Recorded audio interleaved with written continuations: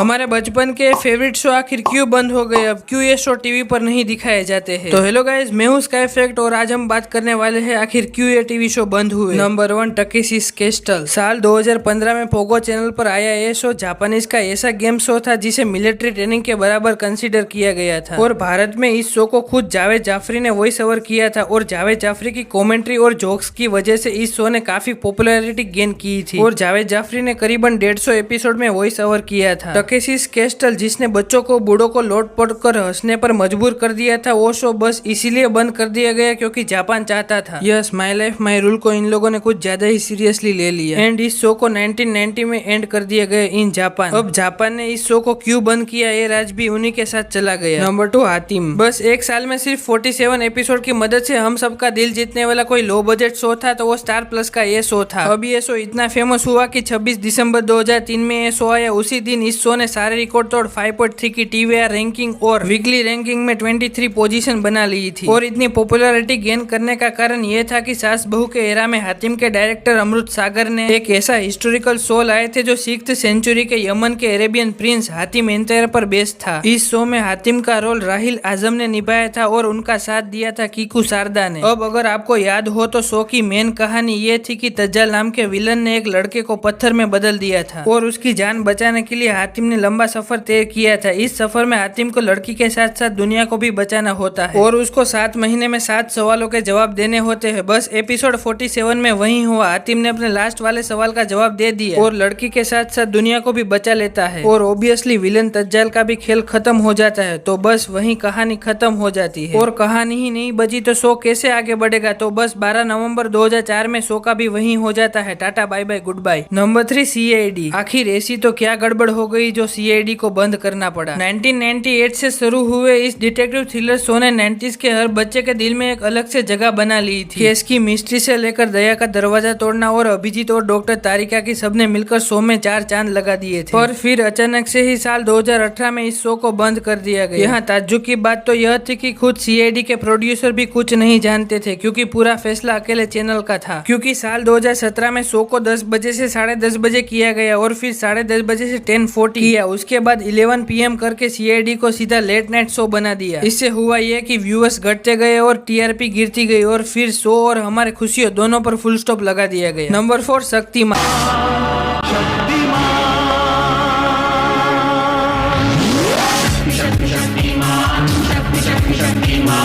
दोस्तों, अगर आपको यह थीम सॉन्ग सुन के अपने बचपन की सुहानी यादें ताजा नहीं होती तो यार कौन सा बचपन जिया है आपने। दोस्तों, शक्तिमान की कहानी करीब 6000 साल पहले शुरू होती है जब कलयुग की बस शुरुआत हुई थी। कलयुग की शुरुआत होते ही इंसानों में लालच, ईर्ष्या, मारपीट सब कुछ बढ़ने लगा। अब इंसानों को रोकने वाला कोई नहीं था। तब श्री सत्य नाम के एक महान साधु ने 7 पावरफुल साधु का एक ग्रुप बनाया और अपने इस ग्रुप बनाने के तुरंत बाद उन्होंने एक भविष्यवाणी कर दी थी कि 6000 साल बाद एक ऐसा व्यक्ति पैदा होगा जो बुराई को खत्म करने में इंसानों की मदद करेगा। अब हजारों साल बीत गए और साधु उनका आने का वेट करने लगे, लेकिन उनके साथ साथ तमराज किल्विश भी शक्तिमान का आने का इंतजार करने लगा। किल्विश शक्तिमान का सबसे बड़ा दुश्मन है। शक्तिमान अपनी पावर को लेकर इंसानों की दुनिया में आ गया और अपनी एक सीक्रेट आइडेंटिटी बना ली जिसका नाम था पंडित गंगाधर और ऐसी ही जबरदस्त स्टोरी लाइन की वजह से शक्तिमान बहुत ही पॉपुलर शो बन गया था। लेकिन ऐसा तो क्या हुआ कि शक्तिमान के सिर्फ 100 एपिसोड ही क्यों आए, तो चलिए जानते हैं। दोस्तों, शो के मेन एक्टर मुकेश खन्ना ने खुद अपने यूट्यूब चैनल पर सबको ये बताया था आखिर क्यों शक्तिमान को कैंसिल किया गया था। दरअसल मुकेश खन्ना शक्तिमान के एक्टर होने के साथ साथ उनके प्रोड्यूसर भी थे। वहीं दूरदर्शन टीवी चैनल के पास शक्तिमान का आइडिया लेकर गए थे और दूरदर्शन वालों ने मुकेश खन्ना को 100 एपिसोड टेलीकास्ट करने की परमिशन दे दी थी। लेकिन दूरदर्शन इन एपिसोड को दिखाने के लिए कुछ फीस भी लिया करता था। शुरुआत में फीस सिर्फ 3,80,000 थी, लेकिन दूरदर्शन वालों ने फी में इजाफा करते करते 10,80,000 कर दिया था और इतना पैसा मुकेश खन्ना और उनके टीम के लिए संभव नहीं था और ना चाहते हुए भी शक्तिमान को बंद करना पड़ा और उसकी कहानी पूरी तरह से अधूरी रह गई। और आपका फेवरेट शो इनमें से कौन सा है, कमेंट में जरूर बताना।